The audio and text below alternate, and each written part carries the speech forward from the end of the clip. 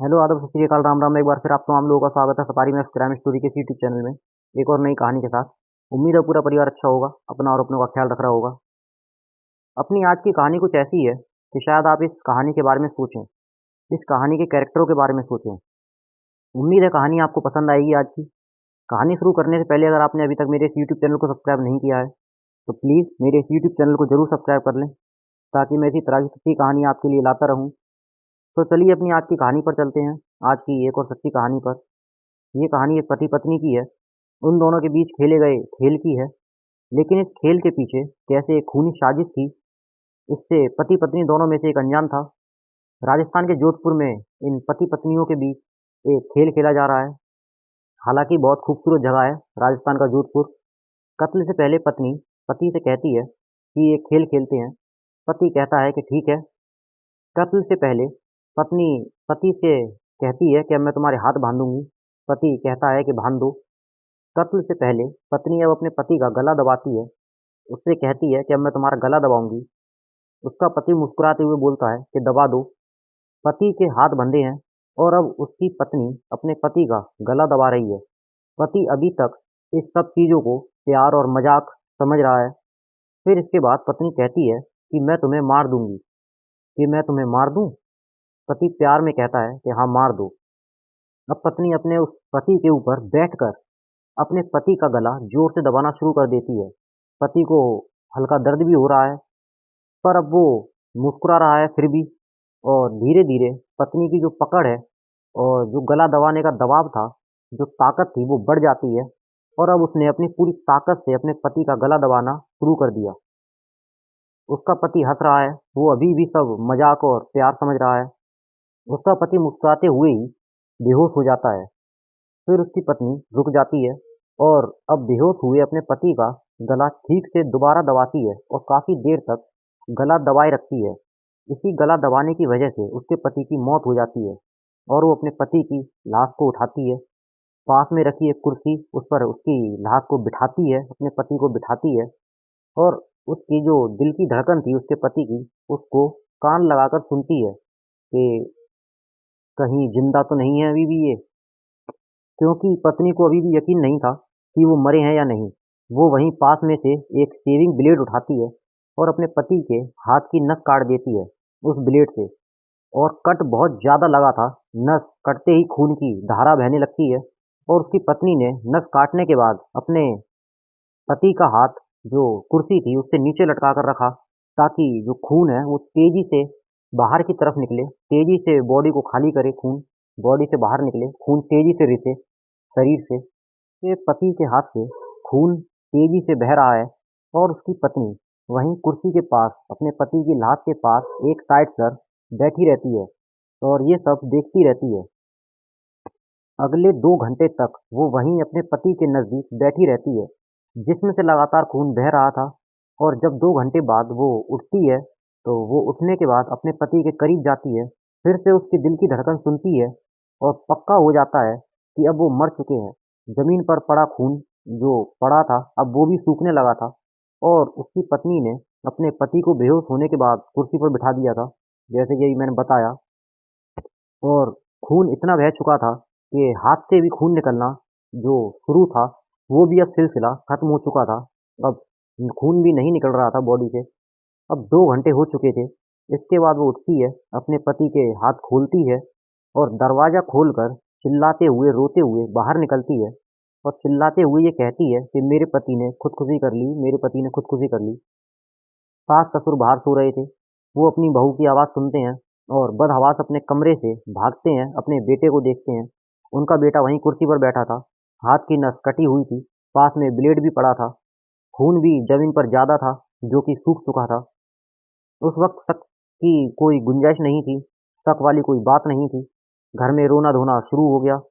इनकी आवाज़ सुनकर, उनका रोना धोना सुनकर पड़ोसी भी घर में आते हैं, वो भी सब देखते हैं। तो सभी को यही लगता है कि खुदकुशी करी है, क्योंकि सब कुछ सामने था घर वालों के और पड़ोसियों के। कि तभी किसी ने, पड़ोसी ने पुलिस को फ़ोन कर दिया। पुलिस आती है, सब देखती है, जांच करती है, सभी घर वालों से, पड़ोसियों से पूछताछ करती है, उसकी पत्नी से पूछताछ करती है, रोहित की। तो वो बताती है कि रात का समय था, सब लोग सो रहे थे और जब मैं उठी रात को तो फिर मैंने इनको इस हालत में देखा और जब मैंने ठीक से देखा तो वो मर चुके थे। उन्होंने अपनी नस काट ली थी और खुदकुशी कर ली अपने हाथ की नस काट कर। खैर पुलिस ने पूरी जांच करी, तफ्तीश करी। उन्होंने हाथ देखे, उल्टा हाथ कटा हुआ था क्योंकि कोई अगर अपना हाथ या कुछ काटता है तो वो सीधे हाथ से ही काटेगा और अपना उल्टा हाथ काटेगा। इस चीज़ पर भी कोई गड़बड़ नहीं दिखी, वो भी बिल्कुल ठीक था। मरने वाले ने अपना उल्टा हाथ ही काटा था और वो भी राइट ही था। इधर पुलिस को भी उस वक्त लगा कि खुदकुशी ही है। इसके बाद लाश को पोस्टमार्टम के लिए भेजा जाता है। रिपोर्ट आने में समय था। पोस्टमार्टम के बाद लाश घर वालों को सौंप दी जाती है और सबके दिल और दिमाग में सिर्फ एक सवाल चल रहा था कि इसने आखिर खुदकुशी करी क्यों? आखिर बात क्या थी? इस सवाल का जवाब पुलिस भी जानना चाहती थी। खैर पुलिस अपनी जांच जारी रखती है और खुदकुशी करी क्यों? इसके लिए आपको इस कहानी के बैकग्राउंड में जाना पड़ेगा। इस खेल से, एक खूनी खेल से ठीक 6 महीने पहले जनवरी 2016 में, तो जनवरी 2016 में जोधपुर के रहने वाले रोहित की शादी सीमा से होती है। शादी के बाद रोहित बहुत खुश था इस शादी से। एक नई दुल्हन उसकी ज़िंदगी में आई। रोहित की ज़िंदगी भी बड़ी हँसी-खुशी चल रही थी। सीमा बहुत खूबसूरत थी। रोहित प्यार करता था सीमा से। सब खुश थे, सिवाय सीमा के कि वो इस शादी से खुश नहीं थी। पर शादी के बाद इस शादी से रोहित बड़ा खुश था। पर सीमा ने शादी तो कर ली थी, पर वो खुश नहीं थी। उसकी 2 वजह थी इस चीज़ की, उसकी खुश ना होने की 2 वजह थी। पहली कि सीमा पहले से ही शादीशुदा थी। उसकी पहले भी एक शादी हो चुकी थी। फिर किसी कारणवश वो शादी टूट गई। फिर सीमा के माँ-बाप ने दूसरा रिश्ता ढूँढा। सीमा खूबसूरत थी, तो ज़्यादा दिक्कत नहीं हुई रिश्ता ढूँढने में। लेकिन वहाँ जोधपुर में जिस बिरादरी से सीमा आती थी, वहाँ एक अजीब कस्टम था। वो ये कि वहाँ जो शादियाँ होती थीं, वो घर वाले जाकर एक-दूसरे से मिलकर बात करके अरेंज मैरिज इस तरीके से नहीं होता था, बल्कि एक ख़ास बिरादरी है वहाँ पे, जिनको शादियों का दलाल कहते हैं। वो शादियाँ फ़िक्स करते थे और उसके लिए वो बाकायदा पैसे भी लेते थे। लेकिन इसके पीछे उन पर ये इल्ज़ाम भी लगता रहा है कि असल में ये जो शादियों के दलाल थे, इनके ज़रिए वहाँ पे लड़कियों की शादी की खरोद और फ़रोख्त होती है। खरीद और फ़रोख्त मतलब दुल्हन वहाँ खरीदी और बेची जाती हैं। बहुत सारे ऐसे लड़के हैं, जिनको लड़की नहीं मिलती, शादी नहीं हो रही है, तो फिर ये जो बिरादरी है, ये पैसे लेकर शादी करवाती है और जिस लड़की की शादी होती है, उसके घरवालों को ही पैसे मिलते हैं। तो सीमा के घरवालों ने ऐसे ही लोगों को पकड़ा सीमा की दूसरी शादी करवाने के लिए और कहते हैं कि उस दलाल ने सीमा के घरवालों को बाकायदा पैसे दिए और जिस रोहित से शादी हुई उसके घरवालों ने भी सीमा के घरवालों को पैसे दिए। ये एक चीज़ थी। दूसरी, जिस जगह, जिस बिरादरी से सीमा आती थी, वहाँ पे एक और रिवाज था और एक और कस्टम था। वो ये कि शादी होने के बाद लड़की 12 महीने तक अपनी माँ के घर नहीं आ सकती। पूरे 12 महीने तक मतलब 1 साल। दुल्हन 1 साल तक अपने घर पर नहीं आ सकती, वो अपने ससुराल में ही रहेगी। 1 साल पूरे होने के बाद ही वो अपने माँ के यहाँ घूमने आ सकती है। माँ-बाप को अगर मिलना है तो माँ-बाप आ सकते हैं अपनी बेटी से मिलने, उसकी ससुराल जाकर और बाकी जगह ये है कि शादी के बाद कभी दुल्हन 10 दिन में, कभी 15 दिन में, कभी 2 दिन, 4 दिन में अपने घर आ जाती हैं शादी के बाद जिसे बोलते हैं दशईं, जो कि 10 दिन के अंदर-अंदर हो जाती है। पर यहाँ 12 महीने से पहले नहीं आ सकती थी सीमा अपने माँ के घर घूमने शादी के बाद। सीमा की शादी रोहित से हो गई। रोहित एक अच्छा इंसान था। वो सीमा से शादी करके खुश था। पर सीमा इस शादी से खुश नहीं थी, 2 वजह से। एक, उसकी जो पहली शादी टूटी थी, उसकी भी कहानी धीरे-धीरे सामने आई। कहानी ये थी कि सीमा को अपने ही इलाके के एक लड़के से प्यार था और सीमा उससे शादी करना चाहती थी, पर शादी हुई नहीं सीमा की अपने उस आशिक से। इधर सीमा के घरवालों ने इन शादियों के दलाल से कहा और फिर वो रोहित के घर पहुंचे और रिश्ता तय हुआ। उन्हें पैसे भी मिले और सीमा के घरवालों ने सीमा की शादी रोहित से करवा दी। शादी के बाद ससुराल में एक तो ये कि मर्जी के खिलाफ शादी हुई और दूसरी कि सीमा शादी के बाद 1 साल तक अपने मायके नहीं जा सकती, अपने माँ के घर घूमने नहीं जा सकती। 1 साल तक वो अपनी ससुराल में ही रहेगी, 1 साल के बाद ही जा सकती है। एक ये चीज़ थी दूसरी, और अपने उस आशिक से भी नहीं मिल सकती 1 साल तक। ये बातें सीमा को बेचैन कर रही थीं। उसको ये सब चीज़ें बड़ी खल रही थीं। इसके बाद वो माँ-बाप मिलने आए, जो सीमा थी उसके माँ-बाप मिलने आए उससे ससुराल। तो उसने कहा अपने माँ-बाप से कि मैं घर जाना चाहती हूँ, मुझे यहाँ से ले चलो। उसने 1-2 बार कहा भी इस तरह से कि मैं शादी तोड़ना चाहती हूँ, पर माँ ने समझाया, तो वो उन सबकी बातों में आकर रह तो रही थी, पर अधूरे मन से। फिर इसी बीच उसने मैसेज भिजवाया किसी तरह से, जिसे वो प्यार करती थी, और उसे अपनी ससुराल बुलाया, और सीमा ने अपने आशिक को सबसे मिलवाया, ये कहकर कि ये मेरा भाई है। और वो बाकायदा ससुराल में रहा, और 2-4 बार और आ चुका था वो पहले भी, वो भाई बनकर, सीमा का पुराना आशिक। उसका आना-जाना लगा रहा। फिर उसे लगा कि ये बात ज़्यादा दिन तक छुपी नहीं रहेगी, कभी ना कभी भांडा फूट जाएगा, और इसीलिए वो चाहती थी कि किसी तरह से ये रिश्ता टूटे और मैं यहाँ से चली जाऊँ, लेकिन ऐसा कोई मौका नहीं मिल रहा था। इस दौरान में उसका जब आना-जाना शुरू हुआ, तो इन दोनों ने एक प्लान बनाया कि इस घर से भागते हैं, या फिर कुछ ऐसा करते हैं कि रास्ता आसान हो जाए। और 1-2 बार सीमा ने घर से भागने की भी कोशिश करी, पर वो नाकाम रही हर बार। तब उस लड़के से मिलने के बाद वो प्लान बनाती है, अपने उस आशिक से मिलने के बाद, कि जब तक रोहित को रास्ते से नहीं हटाएँगे, तब तक हम दोनों का रास्ता साफ नहीं होगा, और हम दोनों कभी शादी ही नहीं कर पाएँगे। लेकिन खतरा ये था कि कत्ल होगा तो शक होगा, तो ऐसी कौन-सी चीज़ है जिससे शक ना हो? तभी इसी दौरान में सीमा ने न्यूज़ पर एक खबर देखी। खबर गुजरात की थी। गुजरात में एक भाई और बहन आपस में लुका-छुपी का खेल खेलते हैं। बहन भाई की आँखों पर पट्टी बाँध देती है और उसे कुर्सी पर बैठा देती है, पट्टी बाँधकर, और फिर उसे बाँध देती है, और फिर अचानक चाकू से उसकी जान ले लेती है। और ये सब खेल-खेल में हुआ था।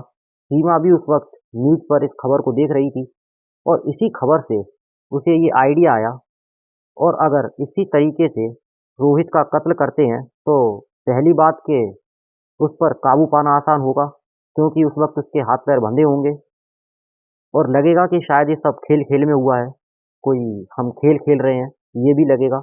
और दूसरा कि इस तरीके से मारेंगे तो लगेगा कि सुसाइड किया है। इसी के बाद 6 मई 2016 को सीमा अपनी ससुराल में सबको रात का खाना खिलाकर सबको सोने भेज देती है। खैर खुद ही सब सोने चले जाते हैं। सभी लोग खाना खाने के बाद सोने चले जाते हैं अपने-अपने रूम में। फिर सीमा अपने रूम में जाती है। वहाँ रोहित पहले से ही था रूम में। जब सब सोने चले गए, तब सीमा अपने पति रोहित से कहती है कि आओ एक खेल खेलते हैं। रोहित इस गुजरात वाली खबर से अनजान था। वो अपनी बीवी से बेशुमार मोहब्बत करता था। उसके मन में कोई शक नहीं था। रोहित तैयार हो जाता है। वो उसे कुर्सी पर बिठाती है। वो उसे कुर्सी पर बिठाती है, ठीक वैसे ही जैसे गुजरात वाली खबर में था, जैसे गुजरात वाली कहानी में था। उसके बाद उसके दोनों हाथ बाँधती है। वो कहती है कि मैं तुम्हारे हाथ बाँधूँगी। वो कहता है बाँध दो।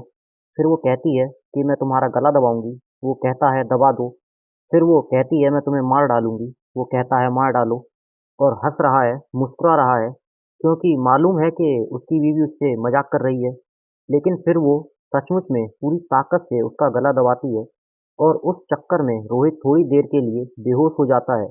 और जब वो बेहोश हो जाता है, तब भी उसे यकीन नहीं होता कि वो जिंदा है या मर गया।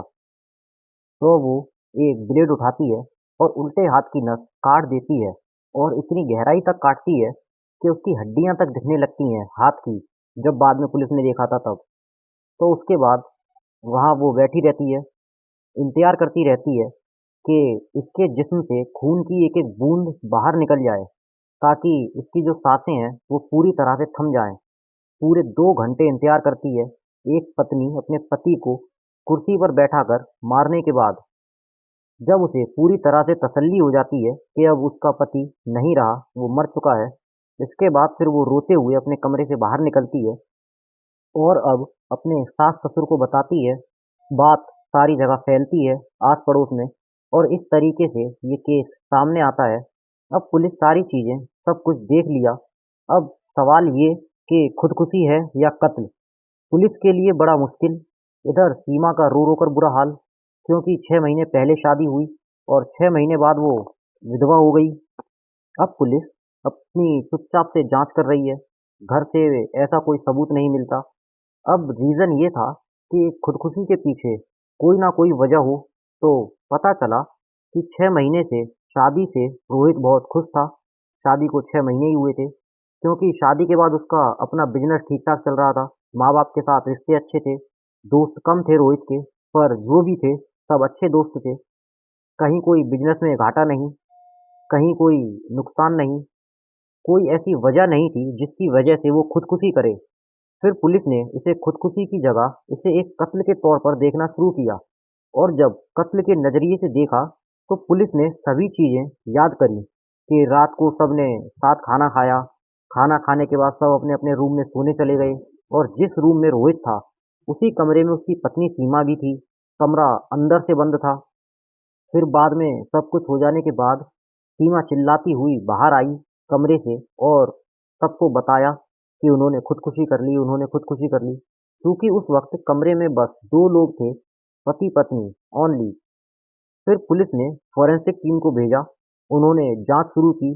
जांच के बाद कुछ फिंगरप्रिंट उठाए।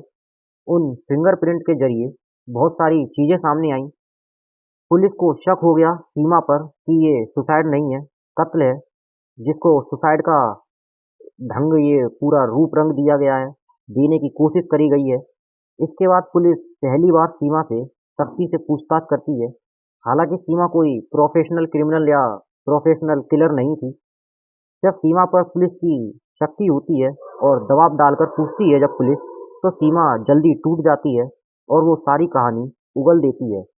अब वो एक कहानी सुनाती है, जो अभी मैंने आपको सुनाई कि किस तरीके से एक अनचाही शादी, शादी के बाद 1 साल का बंधन, और दूसरे शख्स जो प्यार करता है सीमा से, उसे शादी करनी है सीमा से। दोनों का आपस में मिलन हो नहीं पा रहा है, बड़ी मजबूरी है, कैसे जाएं, शादी कैसे करें अपने आशिक से। इन सारी चीज़ों ने उसे रोहित को रास्ते से हटाने का आइडिया दिया, और आइडिया मिला उसे वो गुजरात वाली कहानी देखने के बाद। बाद में पता चला कि सीमा ने उस वक्त सब कुछ अकेले किया। उसके आशिक का उस वक्त कोई हाथ नहीं था इस कत्ल में। पर हाँ, उसे ये ज़रूर पता था कि ऐसा होगा और सीमा ऐसा करने वाली है। तो आप भी इस कत्ल में बराबर के साझेदार हैं, बराबर के हिस्सेदार हैं। फिर पुलिस ने उसके आशिक को भी गिरफ्तार किया। मामला कोर्ट में गया और सबको अब सज़ा होगी। तो ये थी आज की कहानी। उम्मीद है आज की कहानी आपको पसंद आई होगी। अगर कहानी आपको पसंद आई हो तो कहानी को लाइक करें, कहानी को अपने दोस्तों के साथ शेयर करें, और इसी तरह की सच्ची कहानियाँ सुनने के लिए मेरे इस यूट्यूब चैनल को ज़रूर सब्सक्राइब करें। तो मिलते हैं अगली किसी नई वीडियो के साथ, किसी नई सच्ची कहानी के साथ। तब तक के लिए अपना ख्याल रखें, अपनों का ख्याल रखें, और safari max crime story channel का ख्याल रखें। Please subscribe safari max crime story. Thank you so much.